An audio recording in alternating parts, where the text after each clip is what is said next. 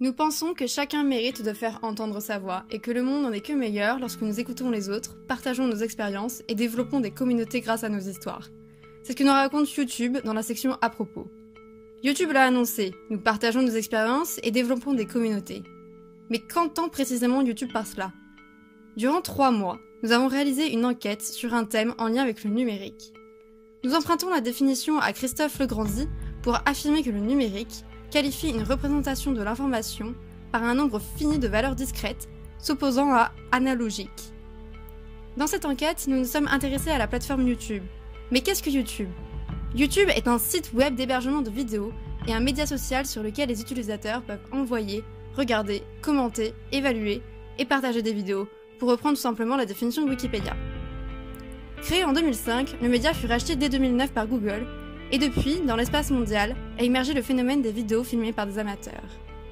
Des vidéos de chats ou des vidéos filmant des situations de la vie quotidienne sans montage ou presque, sans objectif précis, se sont succédés à l'image de la première vidéo YouTube, Me at the Zoo, postée le 23 avril 2005 par un des fondateurs de YouTube, Jawed Karim. Au fil des années, de plus en plus de vidéos ayant une visée, un objectif de partage à un collectif, sont devenues populaires. La création de vidéos est devenue plus commune à ce simple filmage de vidéos. Dès la création de la plateforme, sont apparues des chaînes YouTube, ayant pour objectif le partage d'une passion personnelle avec d'autres. C'est le début de ce que nous nommons l'ère des youtubeurs et youtubeuses. Celles-ci se caractérisent par des vidéos particulières parmi la masse de vidéos sur la plateforme, car elles deviennent régulières, regroupées sur une même chaîne et produites par le même individu, mettant souvent en scène le même vidéaste.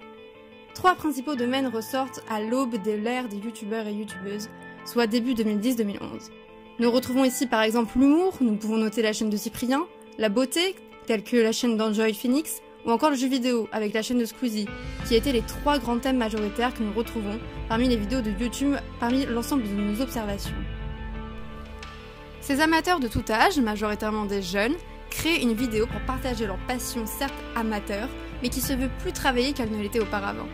Ces amateurs gagnant jour après jour un public de plus en plus grand, YouTube soulevant un engouement de plus important, de plus en plus de créateurs de vidéos ont ouvert des chaînes YouTube. Le public s'est alors élargi et les thèmes abordés se sont diversifiés. De nos jours, selon les chiffres de YouTube sur le site Web Marketing Conseil, YouTube regroupe près de 1,9 milliard d'utilisateurs et utilisatrices actives dans le monde, dont 46 millions uniquement en France.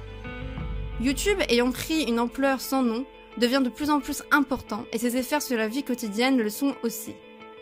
Désormais, YouTube réside dans nos vies actuelles, que ce soit pour faire de la cuisine avec des chaînes partageant des contenus culinaires, toutes sortes de tutos comme pour savoir bien dessiner ou comment bien coudre. En effet, avec cette massification de vidéos sur YouTube, nous nous sommes particulièrement intéressés à ce chiffre précis. 75% des Français déclarent utiliser YouTube pour apprendre les sujets qui les intéressent. Nous voyons à travers ce chiffre que YouTube a développé la capacité de mettre en scène des professeurs.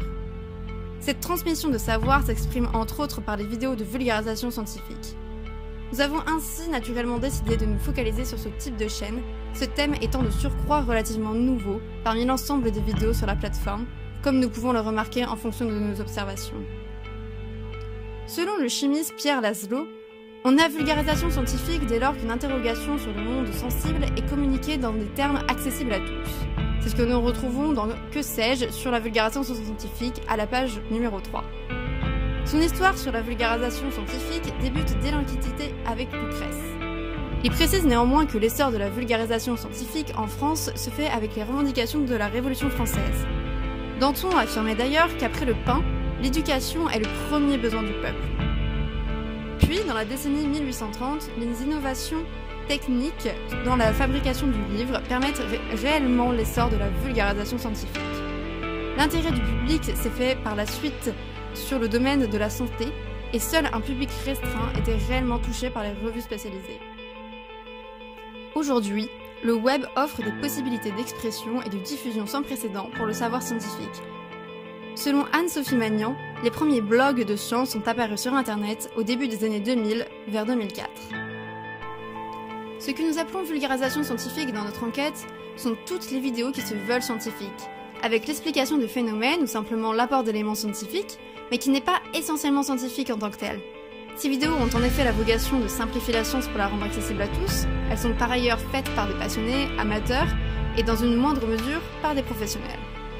Une formulation simple et claire, un format souvent court, des exemples amusants ou étonnants, tout paraît être fait pour que le spectateur comprenne le discours du vidéaste et ne s'ennuie pas. Nous avons alors choisi d'étudier les chaînes françaises de vulgarisation scientifique, entre autres par l'intérêt que celles-ci gagnent chaque jour. Pourtant, même avec ces chiffres qui sont somme toute exorbitants, sur le site de YouTube, la plateforme continue à parler en termes de communauté. Nous retrouvons par exemple l'onglet communauté sur toute chaîne YouTube. Par conséquent, qu'est-ce qu'une communauté sur YouTube? Est-ce la même chose aujourd'hui par rapport à hier? Ces communautés sont-elles actives au même niveau? Correspondent-elles aux vidéastes? Quels liens entretiennent-elles avec ce dernier ou cette dernière? Que ces Français peuvent-ils apprendre sur YouTube? Quelle est leur opinion sur ce contenu? Se regroupent-ils pour en parler? Comment intervient le vidéaste à l'origine amateur dans ce contenu qui se veut scientifique? Existe-t-il une différence de public entre la vulgarisation scientifique de sciences dites molles ou de sciences dites dures? Tant de questions que nous nous sommes posées, que nous avons décidé de regrouper en une principale. Sur la plateforme YouTube, le public des vidéos de vulgarisation scientifique forme-t-il des communautés à part entière en lien avec le vidéaste?